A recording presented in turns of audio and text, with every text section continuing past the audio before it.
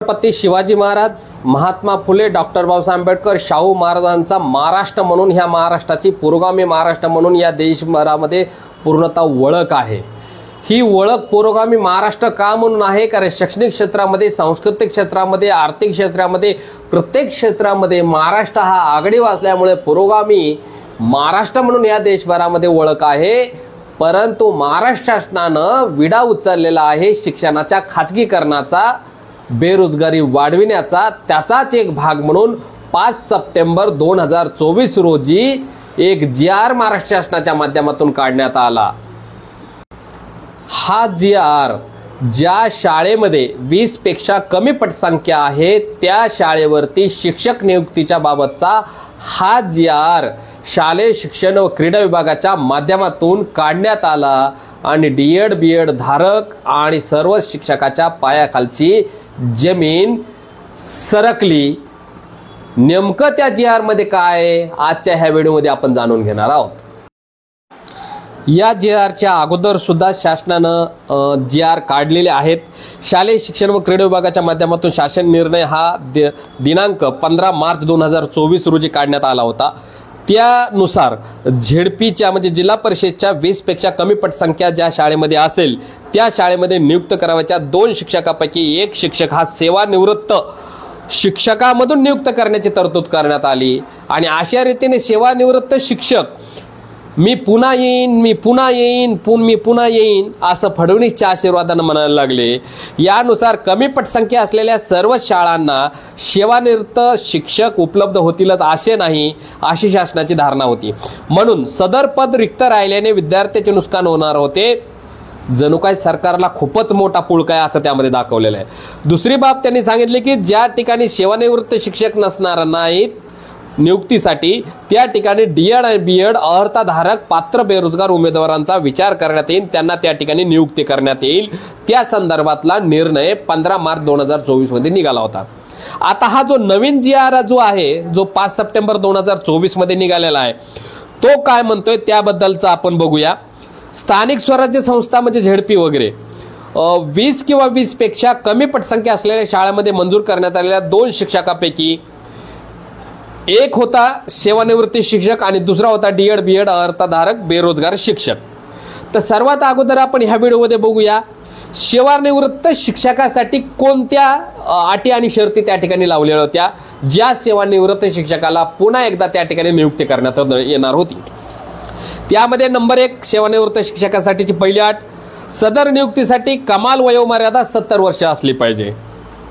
त्यानंतर नंबर 2 ची अट, राज्यातील मान्यताप्राप्त शिक्षण संस्थातून नियत वयोमानानुसार सेवानिवृत्त झालेला शिक्षक असला पाहिजे। म्हणजे मान्यताप्राप्त शाळेतून निवृत्त झालेला वयोमानानुसार तोच शिक्षकाची या ठिकाणी नियुक्ती करण्यात येणार होती। नंबर 3, करार पद्धतीनं नियुक्त करावयाच्या सेवानिवृत्त शिक्षकाविरुद्ध कोणत्या प्रकारची चौकशी नसावी, ती प्रलंबित नसावी, प्रस्तावित नसावी किंवा चौकशी प्रकरणी कुठल्याही प्रकारची शिक्षा झाली नसावी। नंबर 4, ज्या गटासाठी सेवानिवृत्त शिक्षकाची नियुक्त करायची आहे त्याच गटासाठी त्याने त्याच्या सेवा काळामध्ये अध्यापनाचे कार्य केलेले असले पाहिजे। नंबर 5, सुरुवातीचा नियुक्तीचा कालावधी एका शैक्षणिक वर्षासाठी राहणार आहे। ते काय परमनंट जॉब नाही मित्रांनो, एका वर्षासाठी। आणि त्यानंतर गुणवत्ता योग्यतेच्या आधारावरती त्यांना ते वाढीव कालावधी देण्यात येणार होता, त्यांचं नूतनीकरण करण्यात आलं। मात्र एकूण कालावधी हा 3 वर्ष किंवा त्या व्यक्तीच्या वयाच्या 70 वर्षापर्यंत यापैकी जे अगोदर घडल त्यानुसार राहणार होता। ह्या पद्धतीचा सेवानिवृत्तीचा आहे आणि त्यामध्ये शेवटचा त्यांनी नियम टाकलेला आहे सेवानिवृत्त शिक्षकाच्या नियुक्तीच्या बद्दलचा। करार पद्धतीने नियुक्त करायचा सेवानिवृत्त शिक्षक हा शारीरिक, मानसिक व आरोग्याच्या दृष्टीने सक्षम असावा। ह्या 20 पेक्षा कमी पटसंख्या असणाऱ्या शाळेवरती जे नियुक्त करायचा दुसऱ्या प्रकारचे जो शिक्षक आहे तो म्हणजे DED BEd अर्हताधारक बेरोजगार उमेदवार। मग त्यांच्या काय अटी आहेत? सदर नियुक्तीसाठी शासन नियमानुसार किमान व कमाल वयोमर्यादा लागू राहील, सरकारच्या नियमानुसार जी असेल ती।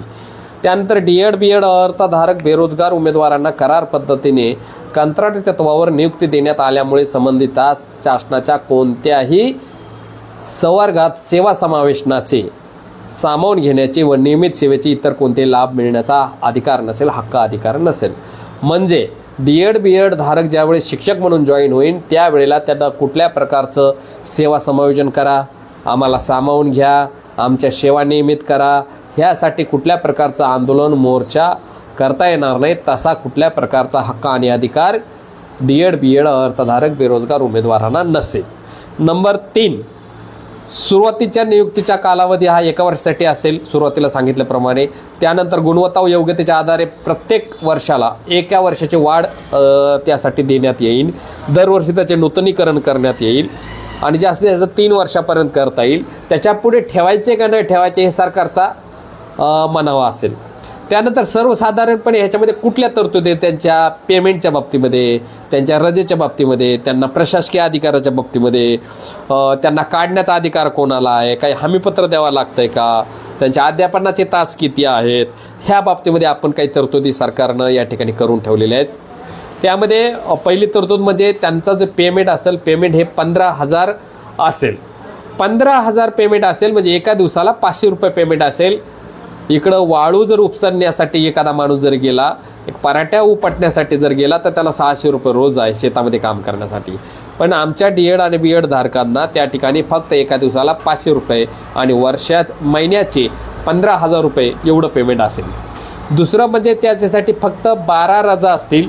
12 रजा च्या व्यतिरिक्त बाकीच्या ज्या रजा असतील त्या विनावेतन असतील. हे जे नियुक्त केले जाणारे शिक्षक आहेत यांना कुठल्या प्रकारचे प्रशासकीय अधिकार नसणार आहेत. त्याचबरोबर जिल्हा परिषदेच्या वतीने शिक्षण अधिकारी त्यांच्याशी करारनामा स्वाक्षरित करणे आवश्यक राहील.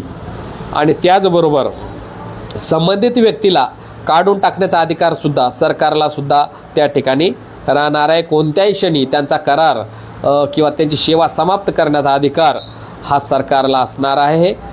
त्याचबरोबर अध्यापनाचे तास मात्र नियमित शिक्षकाप्रमाणे असतील. नियमित शिक्षकाप्रमाणे त्यांना पेमेंट नाही, परंतु नियमित शिक्षकाप्रमाणे त्यांचा काम मात्र त्यांच्याकडून करून घेण्यात येईल. त्याचबरोबर प्रत्येक जिल्ह्यासाठी संबंधित जिल्हाधिकारी, प्राथमिक व मुख्य कार्यकारी अधिकारी, जिल्हा परिषद यांनी पात्र व इच्छुक उमेदवारामधून आवेदनपत्र मागून नियुक्ती आदेश द्यावेत. सदर प्रक्रियेसंदर्भात आवश्यकता भासल्यास आयुक्त म्हणजे शिक्षण आयुक्त यांनी अतिरिक्त सूचना निर्गमित कराव्यात.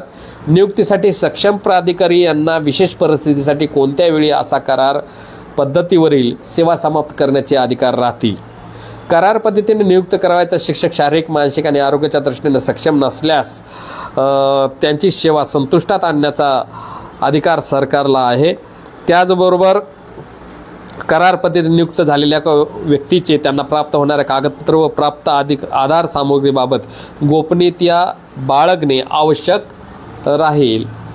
त्याचबरोबर त्यांना करार पद्धतीने जरी नियुक्त केलं असेल, त्याचं पेमेंट जरी कमी असेल तरीसुद्धा त्यांना सरकारनं ज्या जबाबदाऱ्या दिल्यात त्या जबाबदाऱ्या त्यांना वेळेमध्ये पार पाडावं लागेल. वारंवार त्याचं मूल्यमापन केलं जाईल.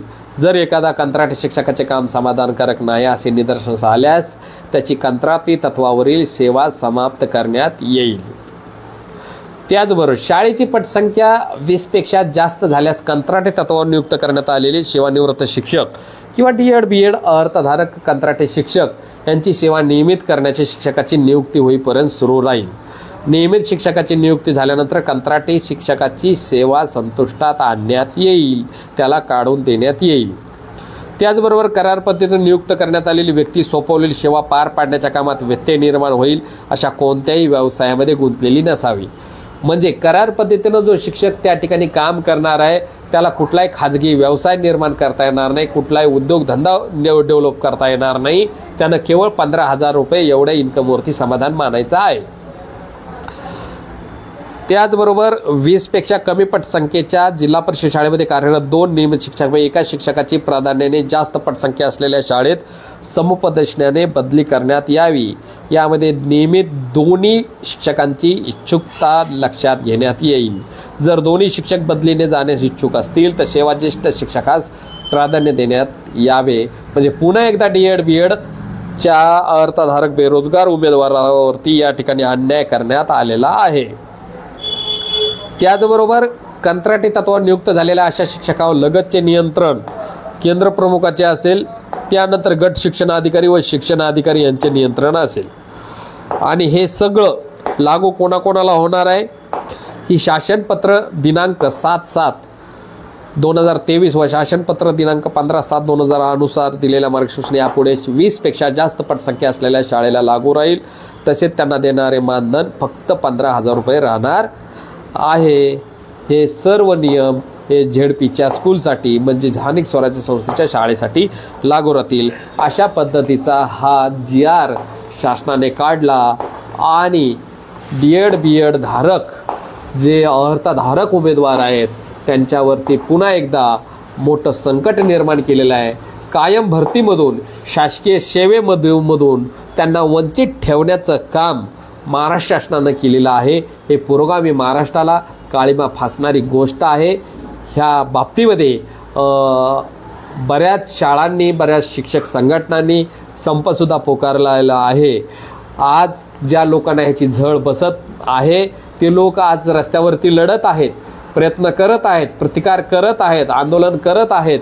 परंतु जे लोक यासाठी कुठल्या प्रकारच्या हालचाली करत नाहीत त्यांनी लक्षात घेतलं पाहिजे. जे आज जात्यामध्ये आहेत ते भरडले जात आहेत, पण जे सुपामध्ये आहेत ते आज नाही तर उद्या त्याला जात्यामध्ये जाणार आहेत, भरडले जाणार आहेत. म्हणून आपण सर्वांनी ह्या चुकीच्या GRच्या विरोधामध्ये स्टँड घेतला पाहिजे, भूमिका घेतली पाहिजे, शासनावरती दबाव निर्माण केला पाहिजे.